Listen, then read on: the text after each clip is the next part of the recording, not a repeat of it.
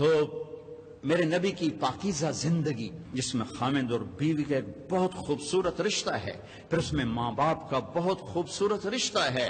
میرے نبی نے فرمایا اگر میری ماں زندہ ہوتی تو میں ایسی نوکری کرتا کہ عشاء کی نماز کے مصلی پر ہوتا، ادھر سے میری ماں کہتی محمد تو میں کہتا جی اماں جی، نماز توڑ دیتا، میں کہتا جی اماں جی. میرے نبی سے پوچھا گیا قیامت کب آئے گی؟ کہ اللہ کو پتا ہے. کہ کوئی نشانی؟ کہ جب ماؤں کو ذلیل کیا جائے گا آ جائے. ایک اور بات سن رہی، جب بیٹیاں ماؤں کو ذلیل کریں گی تو قیامت آ جائے گی. بیٹیوں کا خاص طور پہ نام لیا کہ جب بیٹیاں بھی ماؤں کو ذلیل کریں گی تو قیامت آ جائے گی. یہ بڑے خوبصورت زندگی میرے نبی ہمیں دے کر گئے. صرف تسبیح پکڑا کے نہیں گئے، صرف مصلی پہ بیٹھا کر نہیں گئے، وی سی کی کرسی پر کیسے بیٹھنا یہ بھی سکھایا ہے، اور بیوی کے ساتھ کیسے چلنا یہ بھی سکھایا. عورتوں کو بھی سکھایا ہے کہ اگر میرے دین میں سجدہ ہوتا تو میں بیوی سے کہتا اپنے خامند کو سجدہ کر. اور ماں کے قدموں تلے جنت ہے تیری، باپ تیری جنت کا دروازہ ہے. ابو ہریرہ جا رہے تھے، ایک نوجوان آگے جا رہا تھا، ایک بڑے میاں پیچھے جا رہے تھے. گو بھائی، کہ جی ما ھذا منک، یہ کون ہے؟ کہ جی میرا ابا. کا پیچھے چل، اس کو آگے چلا، اس کو آگے چلا، خود پیچھے چل. کبھی اس کے آگے نہ چلنا، کبھی اس سے پہلے نہ بیٹھنا، کبھی اس سے پہلے نہ بیٹھنا. امام زین العابدین پاکیزہ ہستی، اماں کے ساتھ کھانا نہیں کھاتے تھے. اور عرب میں وکھر یہ الگ الگ پلیٹیں ہیں نا، یہ تو ہمارا دستور ہے، عرب کا دستور ہے کٹھے کھانا. تو ایک شخص نے کہا حضرت آپ ماں کے ساتھ کھانے کو نہیں کھاتے؟ آپ تو اتنے ماں کے فرما بردار ہیں. کہا بھائی مجھے ڈر لگتا ہے کہ میری ماں کی آنکھ کسی بوٹی پہ پڑے اور اس کا ہاتھ آگے آنے سے پہلے وہ بوٹی میں اٹھا کے کھا لوں تو کوئی اللہ کی بارگاہ میں مردود نہ ہو جاؤں، اس لیے میں اماں کے ساتھ مل کے کھانا نہیں کھاتا. تو جن کے ماں باپ زندہ ہیں، استاد بھی باپ ہوتا ہے، سسر بھی باپ ہوتا ہے، ساس بھی ماں ہوتی ہے. اپنے استادوں کو بھی باپ سمجھو، حقیقی باپ کو بھی باپ سمجھو. حضرت علی نے فرمایا جو مجھے ایک حرف قرآن کا نہیں، کوئی ایک حرف سکھا دے، قرآن نہیں کوئی، تو میں اس کا غلام ہوں جہاں چاہے بیچ دے. ادب کرو گے تو اللہ علم دے گا. ڈگری کے لیے نہ پڑھو، علم کے لیے پڑھو، اللہ تمہارے لیے رزق کا دروازہ بھی کھولے گا، علم کا دروازہ بھی کھولے گا. ٹیچروں سے کہتا ہوں طلبہ کو محبت سے لو، ٹانٹنگ نہ کریں، طنز نہ کریں، بے عزت نہ کریں. بے عزت کرنے سے ریئیکشن ہوتا ہے، عزت ختم ہو جاتی. اگر چھوٹوں کی محبت لینی انہیں عزت دینا شروع کریں، انہیں پیار دینا شروع کریں، وہ آپ کو عزت دیں گے. اگر آپ بڑے ہونے کا روب جتلا کر ان پر سختی کریں گے، ریئیکشن آئے گا، ریئیکشن آئے گا. ہمارا ماحول ہے ماں باپ بھی سختی کرتے ہیں، ماں باپ بھی تربیت کے نام پر ڈنڈا اٹھائے پھرتے ہیں. اور کتنے بچوں کو بیمار کر دیا، تیرے نمبر کیوں تھوڑے ہیں، تیرے نمبر کیوں تھوڑے ہیں، تیرے اے کیوں تھوڑے ہیں، پتہ نہیں ہٹتا اے بی کی تھوا بڑا. تو ان کو پاگل کر دیا ہے. اب یہ واچ کرو، دیکھو ماتھے پر رزق لکھا ہوتا ہے، ڈگریوں پر رزق نہیں لکھا ہوتا. یہ اچھے انسان بنے، اچھے انسان بنے، معاشرے کا اچھا فرد بنے. پڑھانے کی محنت ضرور کرو، پاگل نہ بنو، پاگل نہ بنو، اپنی اولاد کو پاگل نہ کرو. میرا ایک بچہ ذہین تھا، دوسرا ذرا متوسط تھا، تو میری بیگم نے دونوں کا آپس میں مقابلہ کرا کرا کرا کرا چھوٹے کو بڑے کا دشمن بنا دیا. تو دیکھ تیرے اتنے تھوڑے نمبر آئے، یہ تیرا بھائی ہے، دیکھ اس کے کتنے اچھے نمبر آئے. وہ چھوٹے وہ بڑے کے گریبان پکڑنے لگ گیا اور اتنا اس کے ساتھ وہ بدتمیز ہو گیا. میں کہا ویک اے تیرے مقابلے دا نتیجہ ہے. ایک کا قدرتی استعداد تھوڑی ہوتی ہے، کسی اور چیز میں زیادہ ہوتی ہے، ایک پڑھنے میں اچھا ہوتا ہے، ایک کسی اور چیز میں اچھا ہوتا ہے. تو اپنے بچوں کی خوبیاں دیکھ کر اس کو ہائی لائٹ کرو. یہ صرف نمبروں کے اوپر نہ تولو. نمبر تو نقل مار کے بھی آرام نہ تجھے لے لو. تو کبھی اولاد کی آپس میں تقابل اور شدت اور سختی. ہمارا ماحول، میں چوتھی جماعت میں پڑھتا تھا، ہمارے استاد سے ماسٹر شفیع صاحب رحمۃ اللہ علیہ، بڑے محنتی تھے، لیکن وہی ماحول تھا، سوٹے سوٹے ڈنڈے ڈنڈے. دسمبر کا مہینہ، سردی، ایک اس کا حساب کا سوال لکھایا سلیٹ کے اوپر. ہم 15 لڑکے یوں لائن میں بیٹھے. اچھا میں نے دیکھا، مجھے نہیں آتا تھا، میں کہا چلو معافی تلافی ہو جیسی. جب وہ پہلا اس کو نہیں آیا تو پتہ کو 8-10 ڈنڈے پہ. میں کہہ لے وے مارے گئے یا اللہ. پھر دوسرا اس کو بھی ڈنڈے, پھر تیسرا اس کو بھی ڈنڈے, کسی نے نہیں آیا. اب میں سوال چھوڑنا تو حل کرنا تو چھوڑ دے. میں کہ یا اللہ جان کے میں بچائیں, کوئی راہ دکھا. اچھا ہمارا دیہاتی کلچر تھا تو ابا جی رحمت اللہ علیہ یہ کوئی رشوت نہیں ہوتی تھی, یہ اپنی سعادت سمجھ کر استاد جی کے گھر گندم جاتی تھی, چاول جاتے تھے, اور گھی جاتا تھا, مکھن جاتا تھا, دیسی شکر اس وقت تیار ہوتی تھی وہ جاتی تھی, گنے جاتے تھے, مرچیں جاتی تھیں, کنو جاتے تھے, آم جاتے تھے, یہ سب کچھ جو ہم لگاتے تھے. اب میں سوچ میں پڑ گیا یا اللہ ہوں کی آکھاں استاد جی نوں کڑک آمنی ہے, چاول آمنے, کسے شاید ابھی موسم کوئی نہیں ہے جی, کی کراں. پھر مجھے یاد آیا مرچاں کھلوتیاں. اب جب 2 لڑکے رہ گئے نا تو میں مسئلہ حل کر چکا تھا. تو میں اٹھا, میں کہا استاد جی ابا جی پیان دیان کل مرچاں گھر اپڑ جس. میں کہا شاباش میرا پتر شاباش, تو ایدے بہ جا, تو ایدے بہ جا. لبے مرچاں میری جان بچائی, لیکن یہ جھوٹ مجھے میرے استاد کی سختی نے سکھایا. میں جھوٹ نہیں بولنا چاہتا. یہ ماں باپ اپنی اولاد کو جھوٹ سکھا رہے ہیں بے جا سختی. ٹیچر پروفیسر بچوں کو جھوٹ سکھا رہے ہیں بے جا سختی سے. اور آپ سے کہتا ہوں کہ ادب انسانیت کا زیور ہے, ادب انسانیت کا زیور ہے.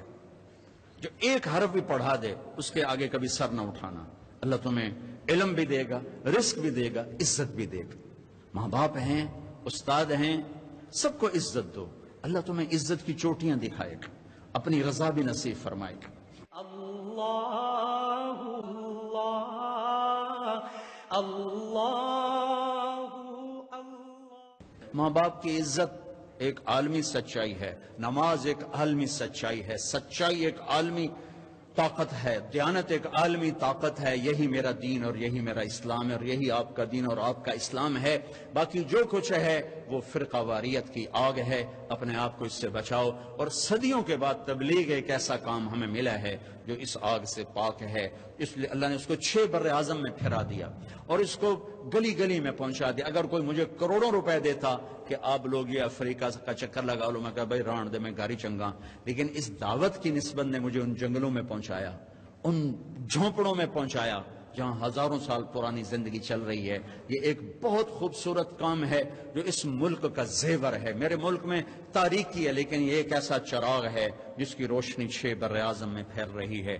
یہ ایسا خوبصورت نظام ہے جس نے 6 بر اعظم کے انسانوں کو ایمان بھی پہنچایا ہے, کلمہ بھی پہنچایا, اور لاکھوں غیر مسلموں کو ایمان میں آنے کا راستہ دکھایا ہے.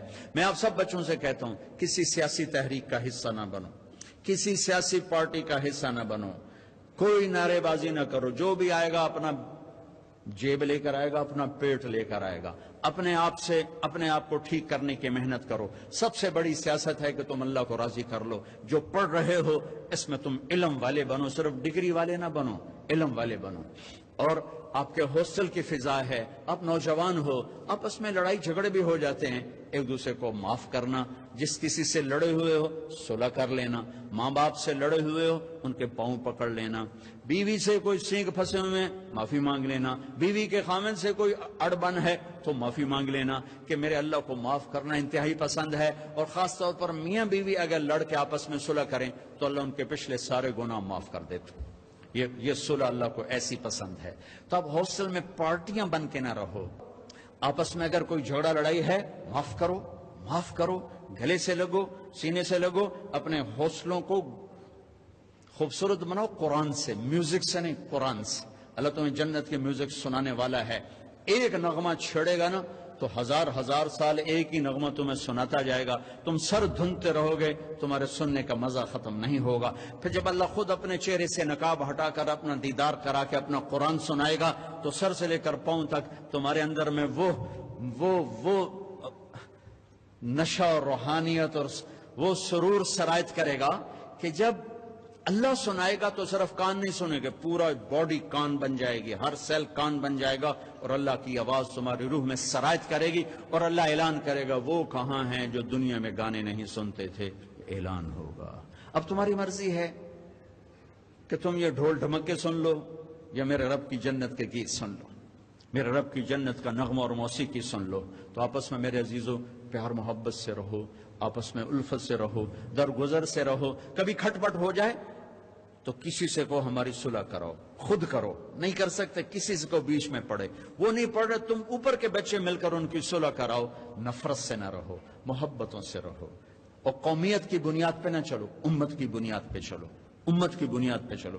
والدین سے کہتا ہوں اپنے بچوں کے رشتے میں قوم کو نہ دیکھو، دینداری کو دیکھو، نیکی کو دیکھو۔ یہ ہم اپنی قوم سے باہر نہیں کرتے، اس نے ہماری بچیوں کی زندگیاں برباد کر دی، ہمارے بچوں کی زندگیاں برباد کر دی، اور بے جوڑ رشتوں نے تباہی کے دروازے کھول دیے کہ اپنی قوم میں کرنا چاہے وہ کیسا ہی کیوں نہ ہو۔ اس بت سے بھی ماں باپ سے کہتا ہوں باہر نکلو، اولاد سے کہتا ہوں ماں باپ کی مرضی کے ساتھ قدم اٹھاؤ۔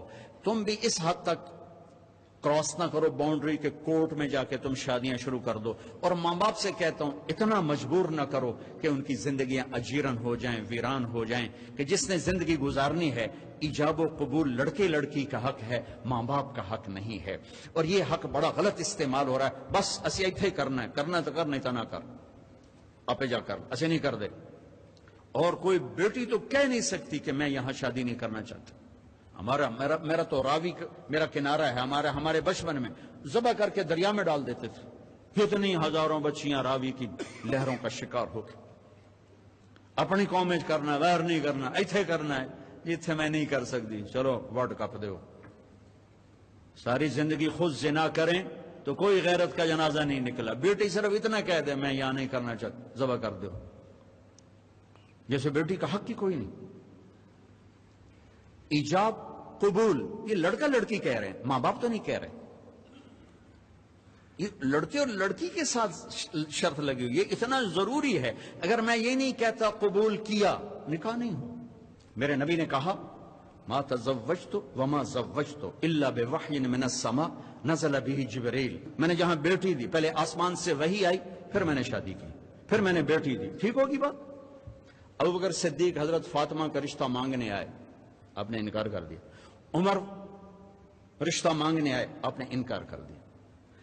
ابن عوف نے حضرت علی سے کہا تو جا رشتہ مانگ، کہ میں تو فقیر ہوں، مجھے کہاں دیں گے، تو جاؤ تو صحیح، آگے۔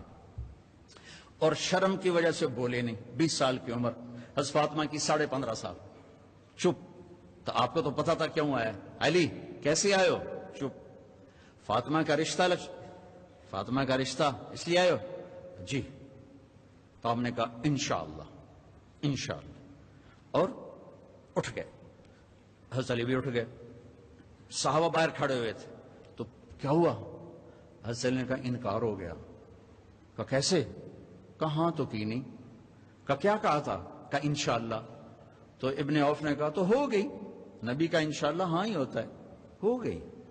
کہا پتہ نہیں انشاءاللہ کیوں کہا؟ میں نے پہلے آپ کو حدیث کیا سنائی کہ پہلے آسمان سے وحی آئی، پھر میں نے بیٹی کا رشتہ دیا، پہلے آسمان سے وحی آئی، پھر میں نے رشتہ لیا۔ یہ انشاءاللہ کیوں کہا جبکہ وحی آ چکی ہے کہ ابھی فاطمہ سے پوچھنا باقی ہے، ابھی فاطمہ سے پوچھنا باقی ہے۔ آپ کا کیا خیال ہے فاطمہ جیسی بیٹی کہے گی نہیں میں نے نہیں کرنا؟ تو آج کی بیچاری خدمت گزار بیٹیاں کہتی ہیں جتنے مرضی کرتے۔ اللہ اللہ اللہ اللہ اللہ اللہ۔ ہمارے اپنے ذمہ دار فیملی میں ایک بچی کا فون آیا، کہا جی اتنی تعلیم دی، اتنا پڑھایا، اور مجھے فون آیا کہ تیری اسا منگنی کر چھڑ دی۔ تو میں نے اس پر بھی کوئی اعتراض مجھے کوئی نہیں، میری تو اب گزر رہی ہے، لیکن ایک شرابی کے ساتھ میری شادی کر دی، خاندان میں انہیں شرابی ہی ملا تھا میری شادی کے لیے، ساری زندگی میری رل گئی روتے روتے۔ چلو جو نہ میرے خاندان جی کرنے ہیں تو کسی چنگے بندے نال تک کر دیں، ایک شرابی کے ساتھ میری زندگی باندھ کے رکھتے۔ وہ تو آج کی نیک بیٹیاں، وہ کہہ سکتے تھی کہ نہیں میں نہیں کرنا، نئی امت کو سبق سکھانا ہے کہ یہ حق بیٹی کا ہے، اسے پوچھا جائے گا۔ جبریل کی وحی کے بعد آپ فاطمہ سے کہہ رہے ہیں فاطمہ علی کا رشتہ آیا ہے، کر دوں؟ اللہ اکبر! یہ ان والدین کو اللہ بتا رہا ہے، یہ والدین کو اللہ کا نبی بتا رہا ہے کہ یوں رشتے کیے جاتے ہیں۔ حضرت فاطمہ نے ہاں فرمائی تو پھر باہر گئے، کہا علی لوگوں کو بلاؤ۔ مسجد بھر گئی۔ آپ نے کہا لوگوں، جبریل میرے پاس اللہ کا پیغام لائے ہیں کہ میں اپنی بیٹی فاطمہ کا نکاح علی سے کر دوں۔ باقاعدہ منشن کیا کہ اللہ کا پیغام لائے ہیں۔ پھر فاطمہ سے کیوں پوچھا تھا؟ بچیوں کو ظلم سے بچانے کے لیے کہ یہ بیٹی کا حق ہے جس نے زندگی گزارنی، ماں باپ کا نہیں۔ پھر آپ نے وہاں نکاح پڑھایا اور نکاح میں چھوارے تقسیم کیے، شہد کا شربت پلایا، بڑی دھوم دھام سے آپ کی شادی کی، بہت بڑا ولیمہ کروایا۔ تو یہ بڑی خوبصورت زندگی ہے جو میرے نبی دے کر گئے ہیں، لیکن ہم روایات میں کھو گئے جی قوم تو باہر نہیں کرنا۔ ابو العاص سے آپ نے بیٹی دی زینب بنو امیہ، ابو العاص بن ربیہ بن عبد شمس بن عبد مناف بنو امیہ۔ حضرت عثمان رقیہ دی، ام کلثوم دی، بنو امیہ۔ اپنے خاندان میں ایک شادی فاطمہ، 3 بیٹیاں بنو امیہ کو دی۔ بنو امیہ اور بنو ہاشم میں یوں آپس میں رسہ کشی تھی۔ عبد مناف کے مرنے کے بعد ہاشم بنے سردار، تو عبد شمس کے بیٹے امیہ نے انکار کر دیا کہ میں ہاشم کی سرداری نہیں مانتا، سرداری مطلب کی ہوگی جو بڑے بیٹے ہیں۔ ہاشم سیکنڈ تھے، دوسرے نمبر پر، عبد شمس تیسرا اور نوفل چوتھا۔ عبد شمس کا بیٹا امیہ، امیہ نے کہا یہ چاچے کو نہیں مانتا ہوں، بڑے چاچے کو مانتا ہوں، مطلب۔ عدالت میں جو وہاں کی عدالتیں تھیں انہوں نے ہاشم کے حق میں فیصلہ دیا۔ امیہ نے اپنا دھڑا الگ بنایا جو بنو امیہ بنا، اور بنو ہاشم کا آپس میں ٹکراؤ بنا۔ میرے نبی نے بڑی بیٹی حضرت زینب ابو العاص بن ربیہ بن عبد شمس، امیہ کا بھائی ربیہ، ان کے بیٹے کو پہلی بیٹی دی۔ حضرت عثمان بنو امیہ، دونوں بیٹیاں ان کو دے کر یہ برادری ہے، قوم ہے، ہم باہر نہیں کرتے، بچیاں بوڑھی ہو جائیں ہم باہر نہیں کرتے۔ اس ظلم کو توڑا ہے، اس ظلم کو توڑا ہے۔ تو میرے عزیزو، یہ ایک خوبصورت زندگی ہے، اللہ تعالیٰ مجھے بھی نصیب فرمائے، آپ کو بھی نصیب فرمائے۔ کوئی بات دل کو لگی ہو تو لے لینا، کوئی پسند نہ آئی ہو تو مجھے اللہ کے واسطے معاف کر دینا۔ آج بہت بڑا مجمع دیکھ رہا ہوں اور ماشاءاللہ ہماری فصل بہار ہے۔ میں بھی کالجوں میں پڑھتا رہا ہوں، لیکن ہماری مسجد ویران ہوتی تھی۔ اقبال ہاسٹل کے درمیان میں ایک چھوٹا سا یوں گول لان ہوتا تھا، اس میں ایک پرانی ٹوٹی ہوئی چٹائی بچھی ہوتی تھی، اور اس میں کبھی ایک لڑکا نماز پڑھ رہا ہوتا تھا، کبھی 2، کبھی 3۔ میں نے کبھی سجدہ اس لان میں نہیں دیا، میرے سامنے لڑکے پڑھ رہے ہوتے تھے، میں یوں برآمدے میں کھڑا، یوں گزر رہے ہیں، 2-3 لڑکے نماز پڑھنے والے ہوتے تھے پورے ہاسٹل، اقبال ہاسٹل میں 3 سے زیادہ میں نے لڑکے کبھی نماز پڑھتے نہیں دیکھے تھے۔ لیکن اب تو بڑی بہار ہے اللہ کے فضل و کرم سے، پورے گورنمنٹ کالج لاہور میں ایک لڑکے کی داڑھی تھی، اور یہ کتنی بچیاں حجاب میں ہیں، پورے کالج میں ایک لڑکی حجاب والی نہیں تھی۔